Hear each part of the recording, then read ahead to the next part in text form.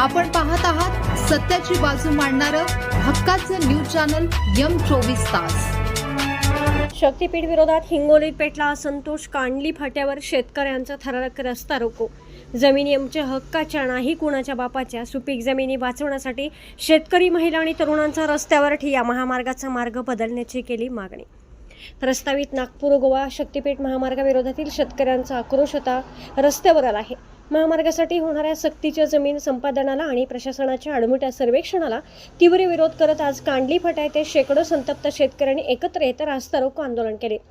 शक्तीपीठ महामार्ग रद्द करा, आमच्या जमिनी आमच्याच हव्या आहेत अशा घोषणांनी संपूर्ण परिसर दुमदुमून गेला होता। या आंदोलनामुळे मुख्य मार्गावरील वाहतूक पूर्णपणे ठप्प झाली असून रस्त्याच्या दोन्ही बाजूंना वाहनांच्या लांबच लांब रांगा लागल्या होत्या।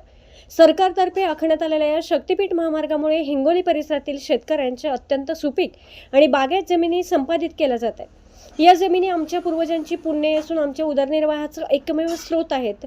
जर या जमिनी सरकारने काढून घेतल्या तर आम्ही आणि आमची मुले थेट भूमिहीन होऊ अशी भीती आंदोलक शेतकऱ्यांनी डोळ्यात अश्रू आणून व्यक्त केली। शेतकऱ्यांना कोणतीही पूर्वकल्पना न देता, त्यांना विश्वासात न घेता जमिनीचे सर्वेक्षण केले जात असल्याचा गंभीर आरोप यावेळी करण्यात आला। आज सकाळी 11 वाजल्यापासूनच कांडली फाटा येथे परिसरातील विविध गावातील शेतकरी, महिला आणि तरुण मोठ्या संख्येने जमायला सुरुवात झाली होती। पाहता पाहता या गर्दीचे रूपांतर एका मोठ्या जन आंदोलनात झाले। आंदोलकांनी थेट महामार्गाच्या मध्यभागी ठिय्या मांडला। रणरणीत उन्हातही शेतकरी आपल्या मागण्यांवर ठाम होते। प्रशासनाच्या दडपशाही विरोधात शेतकऱ्यांनी जोरदार घोषणाबाजी केली। या अचानक झालेल्या आंदोलनामुळे प्रशासनाची चांगलीच पळापळ झाली। आंदोलनाचे नेतृत्व करणाऱ्या शेतकरी नेत्यांनी सरकारला अत्यंत कडक शब्दात इशारा दिला आहे। शेतकऱ्यांचा विकास जमिनी हिरावून घेऊन होऊ शकत नाही।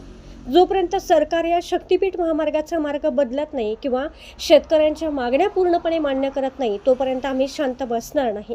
आजचे आंदोलन हे केवळ एक पाऊल आहे। सरकारने वेळीच दखल घेतली नाही तर भविष्यात यापेक्षाही तीव्र जन आंदोलन उभारले जाईल आणि त्याची संपूर्ण जबाबदारी प्रशासनाची असेल, असे हिंगोली लोकसभेचे माजी खासदार शिवाजीराव माने व कळमनुरी शिवसेना तालुका प्रमुख धनु पाटील दातीकर म्हणाले।